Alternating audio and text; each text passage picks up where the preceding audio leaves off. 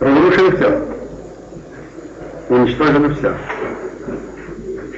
Неслыханное в истории человечества сатанинская сила уничтожает все человеческое, не говоря об остальном.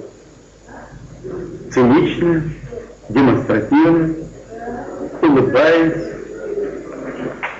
Мы не можем долго терпеть подобное явление, как подопытные кролики подвергнут себя полному уничтожению. Любой народ должен уметь защищаться. Вот сейчас грань или, где больше, в скором времени мирные переговоры, и мирное разрешение выйдет из-под контроля. Россия историю плохо знает. Поэтому повторяем то же самое. 300 лет с высоты Кавказских гор наблюдали. Если в Чечне есть мир, значит на Кавказе нет. Если в Чечне война, значит на Кавказе война. Воевали чеченцы, а чубы летели у всех остальных народов.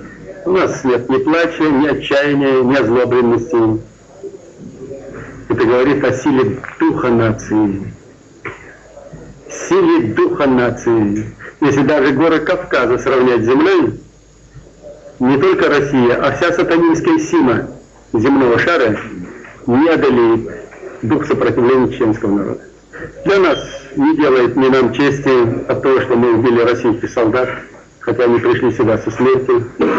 Никакой чести нам не делает в этой дурацкой бойне народоубийства и с той с другой стороны.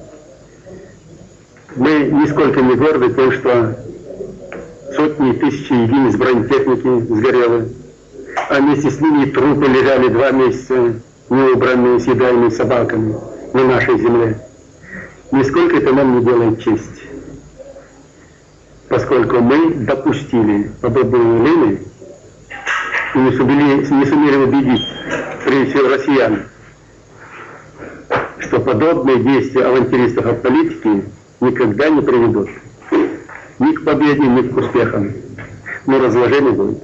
26 ноября всему миру продемонстрировали, что у них не только озлобленность нет человеку, если даже это законченный уголовник, преступник и народоубийца. Мы отдали сынов матерям в надежде, что осознают. Эти же сыны, которых мы 26-го отдали, 31-го снова 3 человека явились уже в новых танках разрушать оставшиеся, что они не уничтожили 26-го. Вообще мы в натуре больных людей, человека-ненавистской идеологии, они достойны только сожаления. Прежде всего, они вредоносны для себя. Никогда в этом государстве этот народ не будет жить полноправной, полнокровной человеческой жизнью созидателя. Он будет мучиться в своих болезнях. И они достойны жалости, а иногда и отвращения. Озлобленности нет. Мы слишком духовны, гуманны, благородны, чтобы чувствовать обзлобленность человека, особенно если он попал в плен или так ослаб. А когда идеология человека-ненавистническая в целом народе вкрабилась как яд, то мы просто с отвращением смотрим на действия русизма, вызывает отвращение откровенное к животным. Это ж не люди, это животные. Мы на них смотрим как на животных. И больше ничего.